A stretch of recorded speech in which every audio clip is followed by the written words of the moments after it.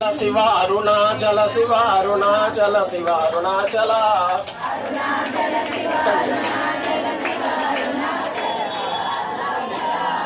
అనిలాచల శివ అనిలాచల శివ అనిలాచల శివ అనిలాచల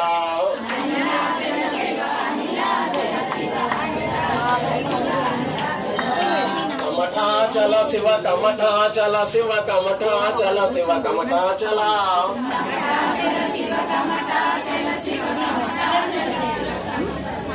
అరుణాచలం తిరువన్నామలై, అనిలాచలం శ్రీకాళహస్తి, కమఠాచలం అంటే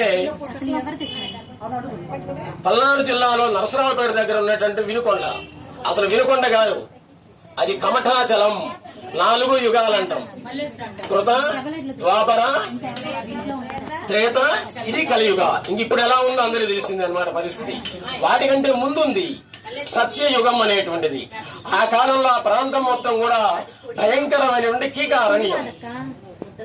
కమఠం అంటే తాబేలు. ఆ తాబేలు పరమశివుని గురించి తపస్సు చేస్తూ ఉంది.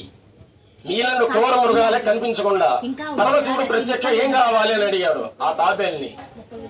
నా వీపు మీద నీవు ఉండాలి అని కోరింది ఆ తాబేలు.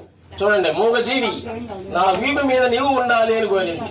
అప్పుడు ఆ పరమశివుడు ఏం చెప్పాడంటే, ఈ యుగంలో ఇది జరగదు, ఇంకా రాబోయేటువంటి కృతయుగం ఉంది. ఆ యుగంలో నేనే శ్రీరాముడిగా జన్మించి నీ వీపు మీద శివలింగాన్ని ప్రతిష్ఠిస్తాను, నేనే నీ వీపు మీద మాటిచ్చాడు. కాబట్టి ఆ కమఠం తాబేలు అనేటువంటిది తపస్సు చేసి చేసి చివరికి మునిగా మారిపోయింది. అదే కమఠ ముని. కాబట్టి ఆ వినుకొండ కొండ అనేటువంటిది కమఠాచలం.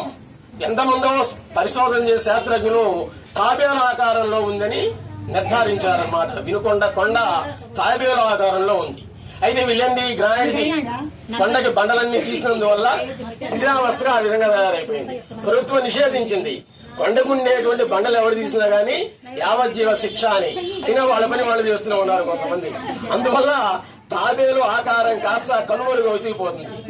సరే, కమఠుడు కమఠ ముని అయిపోయాడు.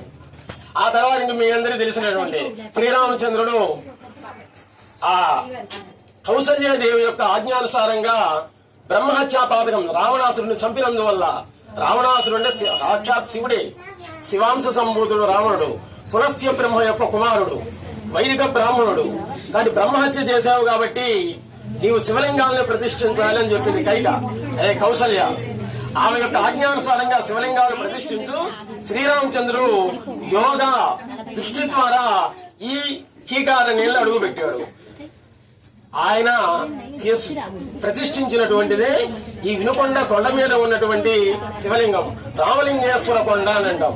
కాబట్టి ఎవరైనా గాని మీ కోరికలు తీరాలంటే వినుకొండలో ఉన్నటువంటి రామలింగేశ్వర కొండ మీద అభిషేకం చేసినట్లయితే ముందు మానసిక ప్రశాంతత అనేటువంటిది ఏర్పడుతుంది.